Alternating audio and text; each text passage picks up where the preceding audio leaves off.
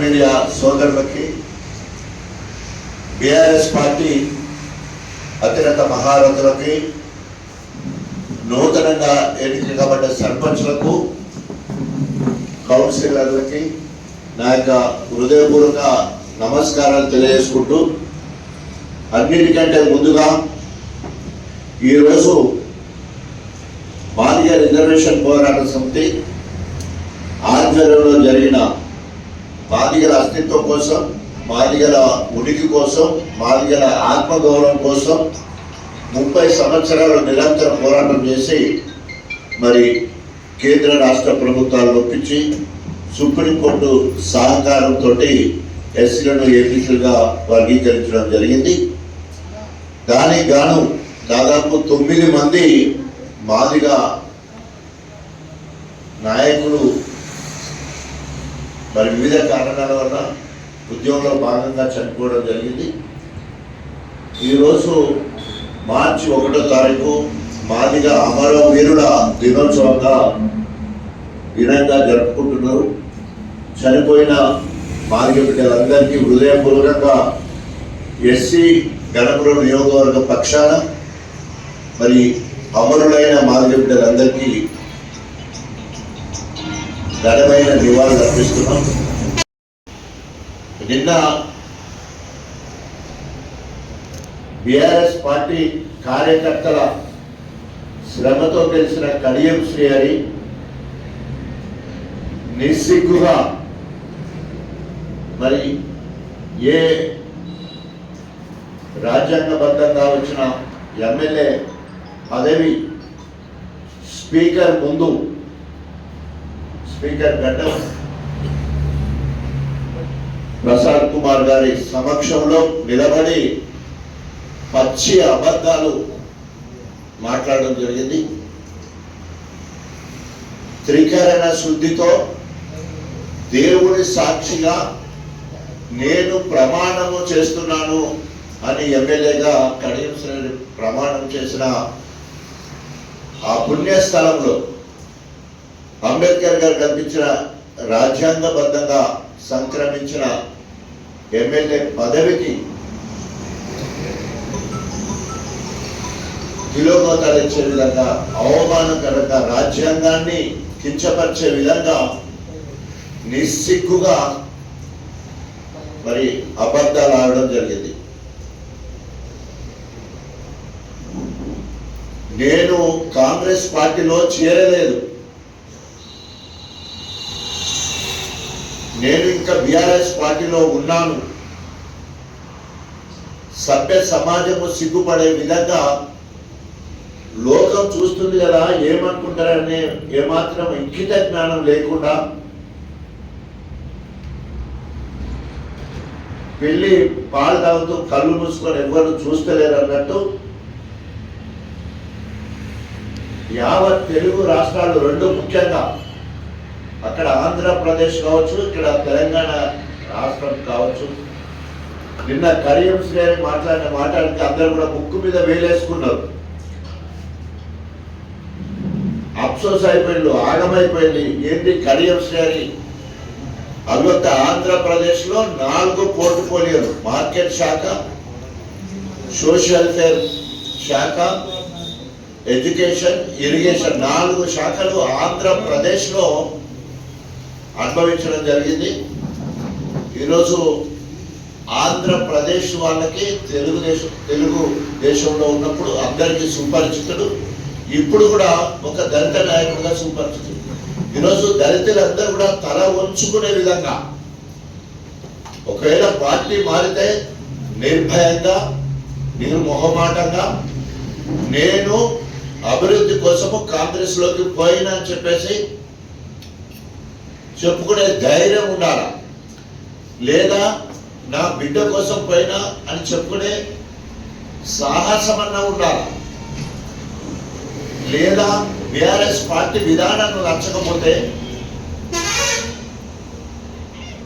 ఆ పార్టీకి ప్రాథమిక సభ్యత్వానికి రాజీనామా చేసి, ఆ ఎమ్మెల్యే పదవికి రాజీనామా చేసి ప్రజాస్వామ్యబద్ధంగా నువ్వు కాంగ్రెస్ కు పోవచ్చు, రాజ్యాంగం కల్పించిన హక్కు కానీ అవ్వ కావాలి బువ్వ కావాలి అన్నట్టు మాపడిదుంటే తింటా వండదాకా ఉంటా అన్న సందంగా ఈరోజు పదవేమో బీఆర్ఎస్ పార్టీ నుండి వచ్చింది, అనుభవిస్తున్నదేమో కాంగ్రెస్ ప్రభుత్వంలో. నిస్సిగ్గుగా నిన్న మాట్లాడిన మాట చూస్తే సభ్య సమాజం సిగ్గుపడే విధంగా స్వయంగా స్పీకర్ ముందే పచ్చి అబద్ధాలు, న్యాయవాదుల ముందే పచ్చి అబద్ధాలు. ఏదైతే బీఆర్ఎస్ నాయకులు నన్ను కాంగ్రెస్ అంటున్నారో అవి మొత్తం కూడా ఏఐ అంటే ఆర్టిఫిషియల్ ఇంటెలిజెన్స్ సృష్టి అని మాట్లాడము నిజంగా సిగ్గుచెడు. ఏఐని అడ్డు పెట్టుకొని అన్నిటి తప్పించే ప్రయత్నం చేస్తా ఉన్నాడు. అభివృద్ధి కోసం కాంగ్రెస్ అన్నది ఏఐ సృష్టినా? కావ్యను గెలిపించడానికి కారు కూతలు కూసి బీఆర్ఎస్ పార్టీని తిట్టి కాంగ్రెస్ మెచ్చుకున్నది ఏఐ సృష్టినైనా?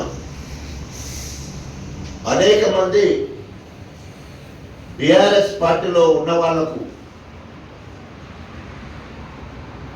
నామినేటెడ్ పదవులు ఇచ్చినవు, అది ఏఐ సృష్టినైనా? కాంగ్రెస్ వాళ్ళకి ఇవ్వాలి అసలైతే పదవులు. వాళ్ళందరూ నా అనుచరులు, వాళ్ళ బ్రహ్మారెడ్డి కావచ్చు, రాంబాబు కావచ్చు, శ్రీధర్రావు కావచ్చు, ఎవరైతే నామినేటెడ్ అయిన వాళ్ళు కావచ్చు, సర్పంచ్ టికెట్లు అదేవిధంగా కౌన్సిలర్ టికెట్ పొందిన వాళ్ళందరూ కూడా బీఆర్ఎస్ నాయకులు, వాళ్ళు కాంగ్రెస్ నాయకులు కాదు. నిజంగా కాంగ్రెస్ 10 ఏళ్ళు కష్టపడి వాళ్ళ అధికారంలోకి వస్తే నమ్మి నానబొస్తే పుచ్చికూరలైనట్టు ఇలా అవకాశవాదంగా కాంగ్రెస్ పార్టీలోకి పోవడమే కాకుండా కాంగ్రెస్ కార్యకర్తలందరినీ కూడా అవమానపరుస్తూ ఉన్నాడు.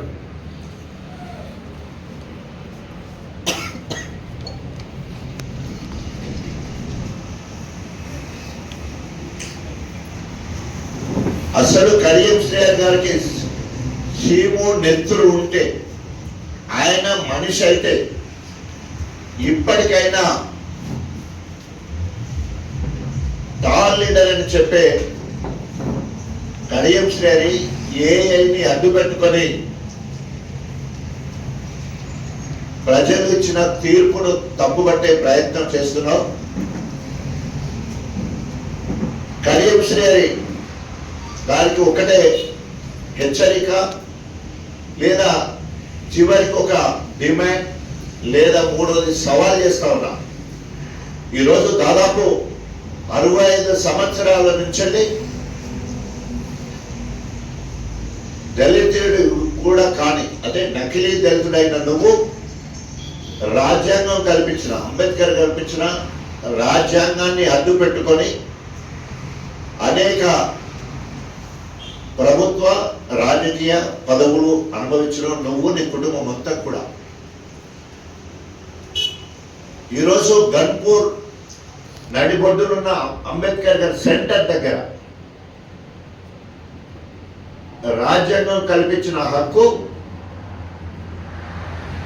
ఈరోజు నువ్వు ఎమ్మెల్యే కాగలిగినావు. అంబేద్కర్ గారి విగ్రహ సాక్షిగా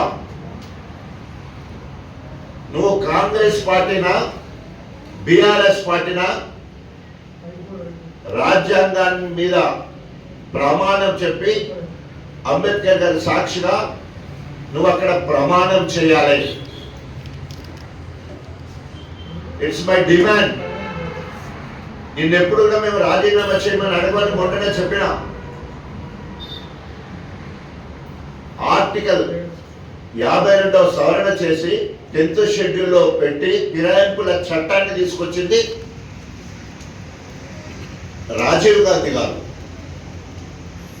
రాజ్యాంగాన్ని సంఖలో పట్టుకొని తిరుగుతున్నది రాహుల్ గాంధీ గారు. పార్టీ ఫిరాయిస్తే రాళ్లతో కొట్టి చంపండి అన్నది రేవంత్ రెడ్డి గారు. ఈరోజు రేవంత్ రెడ్డి గారే చిలక పలుకులు నేర్పి మేము బీఆర్ఎస్ ఎమ్మెల్యేలమే పార్టీ కోసం మాత్రం అభివృద్ధి కోసం మాత్రమే రేవంత్ని కలిసిననే మాటలు పలికించడం అంటే నిజంగా సిగ్గుచెట్టు.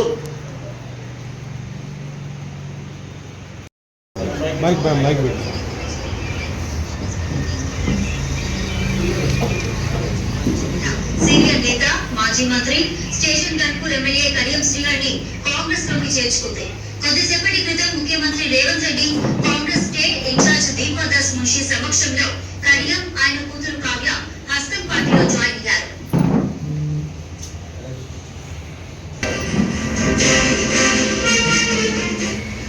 హస్తం పార్టీలోకి చేరికల జోష్ కంటిన్యూ అవుతోంది. హైదరాబాద్ తో పాటు జిల్లాల్లో ముఖ్య నేతల చేరికలపై ఫోకస్ పెట్టింది కాంగ్రెస్. ఇందులో భాగంగానే ఉమ్మడి వరంగల్ జిల్లాకు చెందిన సీనియర్ నేత మాజీ మంత్రి స్టేషన్ గన్పూర్ ఎమ్మెల్యే కడియం శ్రీగారిని కాంగ్రెస్ లోకి చేర్చుకుంది. కొద్దిసేపటి క్రితం ముఖ్యమంత్రి రేవంత్ రెడ్డి కాంగ్రెస్ స్టేట్ ఇన్ఛార్జ్ దీపాదాస్ మున్షి సమక్షంలో కడియం ఆయన కూతురు కావ్య హస్తం పార్టీలో జాయిన్ అయ్యారు.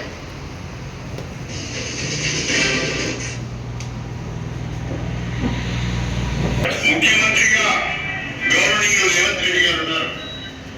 రేవంత్ రెడ్డి గారు స్వయంగా పిలిచి అందరినీ మా పార్టీలోకి రండి, ప్రభుత్వానికి మీ అనుభవం అవసరం, మీ నియోజకవర్గ అభివృద్ధిని మీరు ఊహించిన దానికంటే బ్రహ్మాండంగా చేద్దామని చెప్పి వారు నన్ను కాంగ్రెస్ పార్టీలోకి ఆహ్వానించడం జరిగింది. ఆయన చేసిన పాపాలను కడుక్కోవాలని చూస్తా ఉన్నాడు. ఏ చాటున దాన్ని అడ్డు పెట్టుకొని తన పాపాలన్నీ కడుక్కోవాలని చూస్తున్నాడు. ఆడియోలు వీడియోలు మీటింగ్లల్లా కనిపించిన మనుషులందరూ కూడా ఏఐ సృష్టి అన్నట్టు మాట్లాడుతూ ఉన్నారు.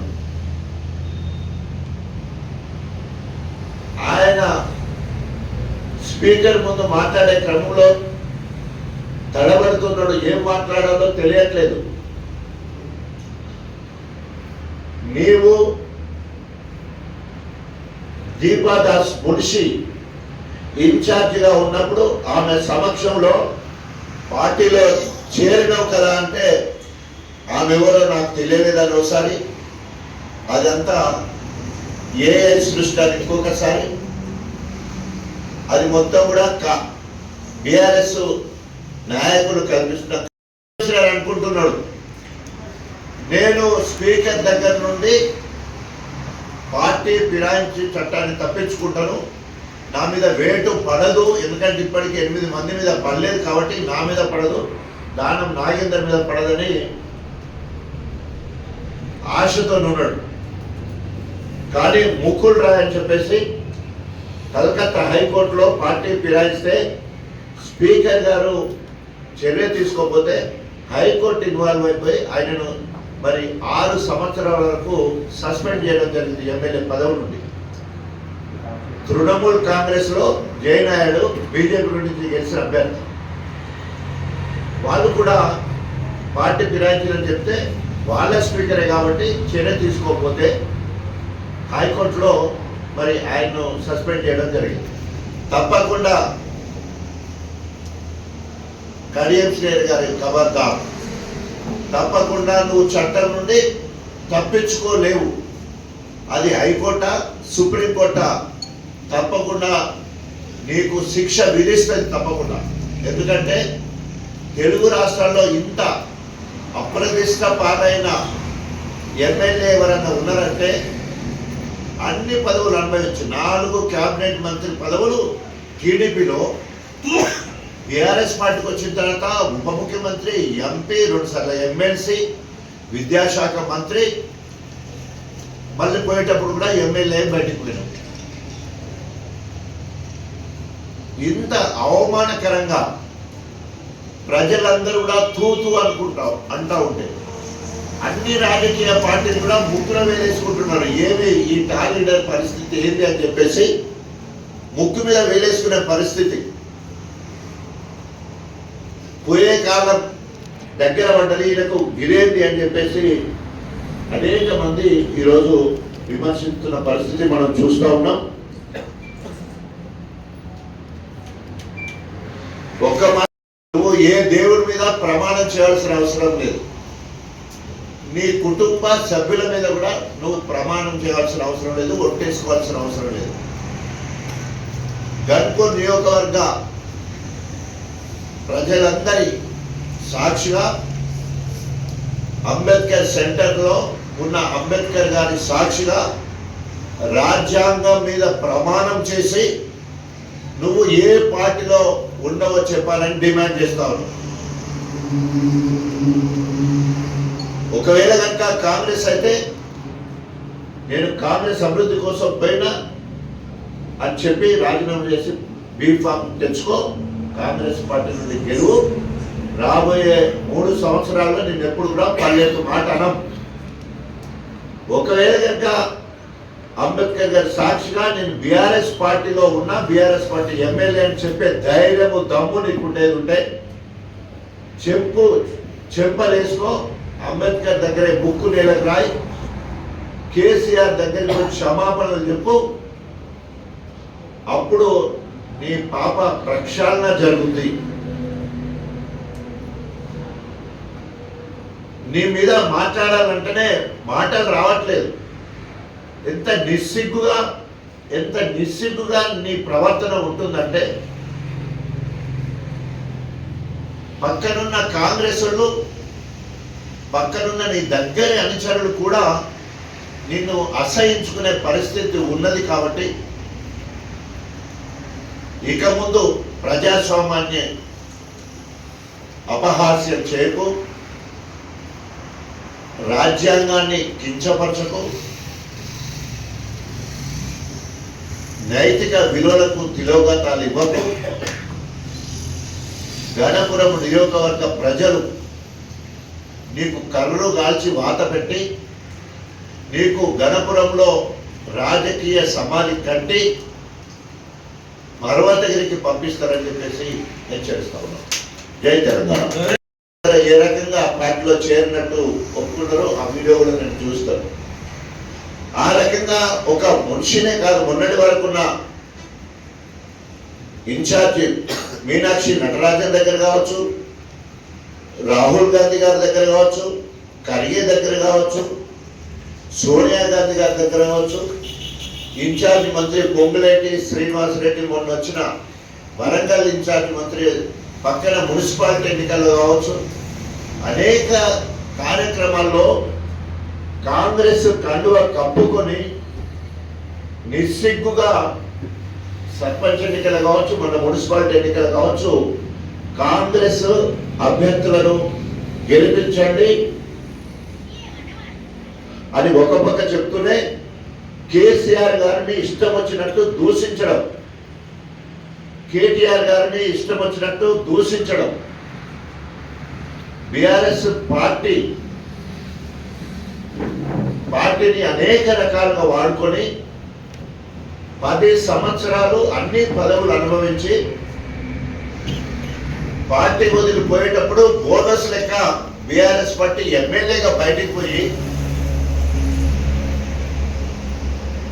అన్ని కూడా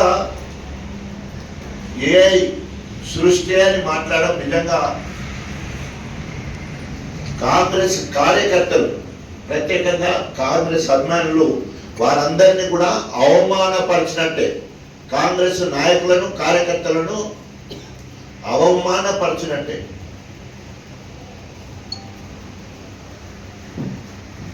సీనియర్ కాంగ్రెస్ కార్యకర్తలను నాయకులను ఏమాత్రం కూడా పట్టించుకోకుండా అవకాశవాద రాజకీయాలు చేసే నీ అనుచరులకు మాత్రమే నామినేటెడ్ పదవులు ఇచ్చిన.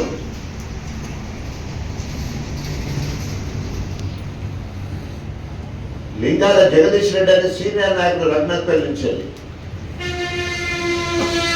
సంజీవరెడ్డి అనే సీనియర్ నాయకుడు లింగాల గణపూర్ నుంచి, వెంకటరెడ్డి సీనియర్ నాయకుడు అక్కడి నుంచి, అనేక మంది ఇక్కడ వెంకన్న కావచ్చు సీనియర్ నాయకుడు మా నరేందర్ రెడ్డి గారు ఉన్నారు, సీనియర్ నాయకుడు. అనేక మంది సీనియర్ నాయకులను కూడా పక్కకు పెట్టేసి నీ అనుచర వర్గానికి పదవులు ఇచ్చినావు. 10 ఏళ్ళు బీఆర్ఎస్ పార్టీ మీద ధర్నా చేసిన కాంగ్రెస్ కార్యకర్తలను దూరం పెట్టినావు. ఈరోజు మళ్ళీ ఇప్పటికీ నేను బీఆర్ఎస్ పార్టీని అని చెప్పేసేమో లోపల మియాం మియాం అంటున్నావు, అసెంబ్లీలో బయటకు వచ్చే వరకు గాంధిస్తున్నావు నేను కాంగ్రెస్ అని. ఇదెక్కడి ద్వంద్వ వైఖరి కళ్యాణ్ శ్రీ